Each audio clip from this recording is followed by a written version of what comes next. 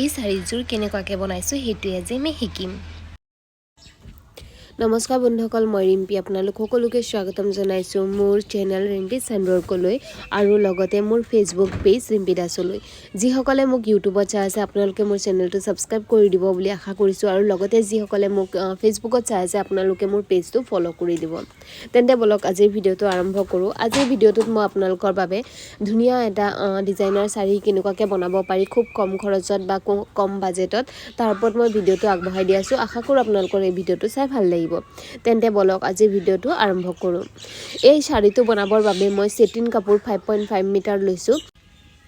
যদিহে আপোনালোকে এটা শাড়ী বনাব বিচাৰে তেন্তে আপোনালোকে 5.5 মিটাৰ কাপোৰ ল'লে আপোনালোকৰ পাৰফেক্ট জোখৰ শাড়ী এটা হৈ যাব। যিহেতু এই satin কাপোৰটো মই 9-10 মিটাৰ আনিছিলোঁ বেলেগ কিবা ডিজাইনৰ বাবে, তাৰ বাবে মই এটা শাড়ী লৈ লৈছোঁ আৰু শাড়ীটোৰ জোখ অনুযায়ী এনেকুৱাকৈ ধুনীয়াকৈ satin কাপোৰটো কাটি উলিয়াই লৈছোঁ। আপোনালোকে যদি এটা শাড়ীৰ জোখ লৈ পেলাই কাটিব বিচাৰে তেন্তে আপোনালোকে তেনেকুৱাকৈ কাটিং কৰিব পাৰে আৰু যদি আপোনালোকে ডাইৰেক্ট জোখ লৈ কাটিম বুলি ভাবে তেন্তে আপোনালোকে 5.5 মিটাৰ কাটিং কৰি ল'ব। এতিয়া মই যিখিনি অভাৰ কাপোৰ আছে সেইখিনি ধুনীয়াকৈ এনেকুৱাকৈ কাটিং কৰি লৈছোঁ। এইখিনি ধুনীয়াকৈ কাটিং কৰি হোৱাৰ পাছত আমি যিটো শাড়ীৰ আঁচল হ'ব বা শাড়ীৰ দুয়োটা মূৰ ধুনীয়াকৈ আমি ফল্ড কৰি পেলাই চিলাই কৰি ল'ম। এয়া দেখিছে এইখিনি কাটিং কৰি হ'ল। তাৰপিছত আমি এনেকুৱাকৈ ইয়াত ধুনীয়াকৈ ফল্ড কৰি পেলাই দুটা ভাজত ভাজ কৰি পেলাই এনেকুৱাকৈ চিলাই কৰি ল'ম। এইখিনি আপোনালোকেও চিলাই কৰি ল'ব কাৰণ আঁচলৰ কাপোৰটো এনেকুৱাকৈ খোলাকৈ থাকে, যদি আপোনালোকৰ কাপোৰৰ সূতাখিনি ওলাই যাব তাৰ বাবে আমি ইয়াত এনেকুৱাকৈ ভাজ কৰি পেলাই দুটা ভাজ কৰি পেলাই বা ফল্ড কৰি পেলাই আমি এইখিনি চিলাই কৰি ল'ম।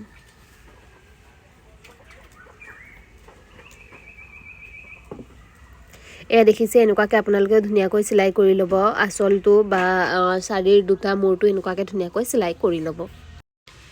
মই দুয়োটা মূৰ ধুনীয়াকৈ চিলাই লৈছোঁ। এতিয়া আমি ইয়াত লেছ ল'ম। ধুনীয়াকৈ এটা লেছ লৈছোঁ যিটো মণিগুটি আছে আৰু তেনেকুৱাকৈ আমি এতিয়া ধুনীয়াকৈ এই লেছটো লগাই পেলাই এনেকুৱা যিটো আমাৰ আঁচলৰ ছাইড হ'ব সেইখিনিত আমি এনেকুৱাকৈ এটেচ কৰি লৈছোঁ। আপোনালোকে যদি দহি দিব বিচাৰে তেন্তে আপোনালোকে দহি দি পেলাইও হাইলাইট কৰিব পাৰে। এই শাড়ীটো মই দহি দিম বুলি ভাবিছিলোঁ কিন্তু দহি নিদি পেলাই মই এনেকুৱাকৈ এটা লেছ লৈছোঁ আৰু এই লেছটোৰে আমি শাড়ীৰ আঁচলটো হাইলাইট কৰিছোঁ।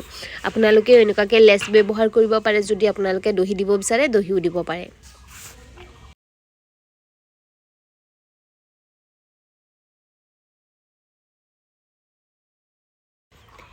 এনেকুৱাকৈ এইখিনিত গোটেইখিনি ধুনীয়াকৈ লেছটো আমি এটেচ কৰি লৈছোঁ। আপোনালোকেও এনেকুৱাকৈ যদি লেছ এটেচ কৰিব বিচাৰে কৰি ল'ব, নহ'লে দহি দি দিব। এইখিনি কমপ্লিট হোৱাৰ পাছত এয়া দেখিছে আমাৰ ফাইনেল লুকটো এনেকুৱাই আহিছে। দেখিবলৈ খুব ধুনীয়া হৈছে। যিহেতু ইয়াত আমি এতিয়া বেলেগ লেছ লগাম আৰু এইটো যিহেতু পিংক কালাৰৰ কাপোৰটো লৈছোঁ মই তাৰ বাবে ইয়াক হাইলাইট কৰিবৰ কাৰণে বা ইয়াক ডিজাইন কৰিবৰ বাবে মই হোৱাইট কালাৰৰ লেছ লৈছোঁ। হোৱাইট কালাৰৰ লেছ লৈ পেলাই ইয়াত ধুনীয়াকৈ আমি এটেচ কৰি দিছোঁ। এইটো প্ৰথমে মই আঁচলৰ পাৰ্টটোত লগাইছোঁ। এতিয়া গোটেই হোল বডিটোতে মই ধুনীয়াকৈ হোৱাইট কালাৰৰে লেছ এটেচ কৰিম। এতিয়া ধুনীয়াকৈ আমি যিখিনি কুচি কমৰত আমি কুচি বনাই পেলাই খুচোঁ সেইখিনি অংশৰ পৰা আমি এনেকুৱাকৈ ধুনীয়াকৈ জোখটো লৈ লৈছোঁ আৰু এতিয়া আমি ইয়াত হোৱাইট কালাৰৰ লেছ এটেচ কৰি ল'ম। এয়া দেখিছে আপোনালোকে মই হোৱাইট কালাৰৰ লেছ লৈছোঁ, এইটোক মই এনেকুৱা ধুনীয়াকৈ এটেচ কৰি দিম।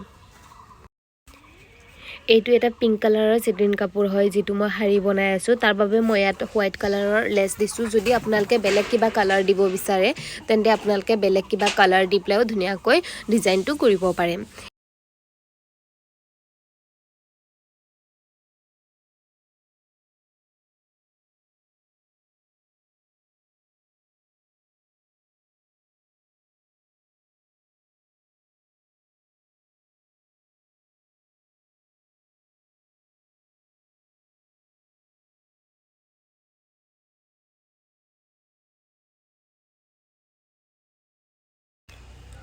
এনেকুৱাকৈ মই ধুনীয়াকৈ ইয়াৰ লেছটো লগাই লৈছোঁ দেখিছে। তাৰপিছত যিটো লেছৰ এটা মূৰ আমি লগাই পেলাই কমপ্লিট কৰিম সেইখিনি জেগাটো এনেকুৱাকৈ আহি পেলাই আমি যিটো লেছ হয় সেইটোক এনেকুৱাকৈ ভাঁজ কৰি পেলাই আমি এইফালেদি ঘূৰাই দিম। যিটো আঁচলৰ পাৰ্ট হ'ব সেই আঁচলৰ পাৰ্টত আমি লেছটোক ঘূৰাই ল'ম।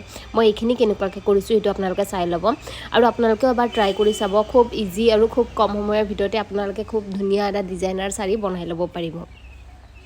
আপোনালোকে যদি কিনিবলৈ যায় এনেকুৱা ডিজাইনাৰ শাড়ী এটা তেন্তে আপোনালোকৰ বহুত বেছি টকা খৰচ হ'ব তাৰ বাবে আপোনালোকে যদি চিলাই জানে তেন্তে এনেকুৱাকৈ আপোনালোকে চিলাই কৰি ল'ব পাৰিব আৰু যিসকলে চিলাই নাজানে আপোনালোকেও এবাৰ ট্ৰাই কৰি চাই যদি মেচিনটো যদি আপোনালোকে চলাব জানে তেন্তে আপোনালোকে এনেকুৱা সৰু সুৰা ডিজাইনবোৰ আপোনালোকে কৰিব পাৰিব এবাৰ আপোনালোকেও ট্ৰাই কৰি চাব আৰু কেনেকুৱা লাগিছে ডিজাইনটো এবাৰ কমেন্ট কৰি জনাব এয়া দেখিছে মই কেনেকুৱাকৈ লেছটো এনেকুৱাকৈ ঘূৰাই পেলাই আচলৰ সাইডটো এতিয়া চিলাই কৰি দি আছো এনেকুৱাকৈ মই গোটেই শাড়ীটো চিলাই প্লাই কমপ্লিট কৰি লম আৰু এইটো মই এতিয়া যেটো লেছ মই এটাকে ষ্টিচিং কৰি গৈছো এইটোকে মই এই লেছটোকে মই আকৌ ডাবলকে দি প্লাই এই লেছটো অলপ বহলাই প্লাই অলপ ডাঙৰ কৰি প্লাই এটাচ কৰি দিম গুটেখিনি ফাইনেল লুকটো মই আপোনালোকৰ লগত শেয়াৰ কৰি আছো আপোনালোকে ফাইনেল লুকটো চাই প্লাই কব কেনেকুৱা হৈছে আৰু যদিহে কিবা বুজি পোৱাত অসুবিধা পাইছে তেন্তে প্লিজ কমেন্ট কৰি জনাব আৰু যি সকলে মোক ইউটিউবত চাই আছে মোৰ চেনেলটো সাবস্ক্ৰাইব কৰি দিব আৰু যি সকলে মোক ফেসবুকত চাই আছে আপোনালোকে মোৰ পেজটো ফলো কৰি দিব বুলি আশা কৰিছো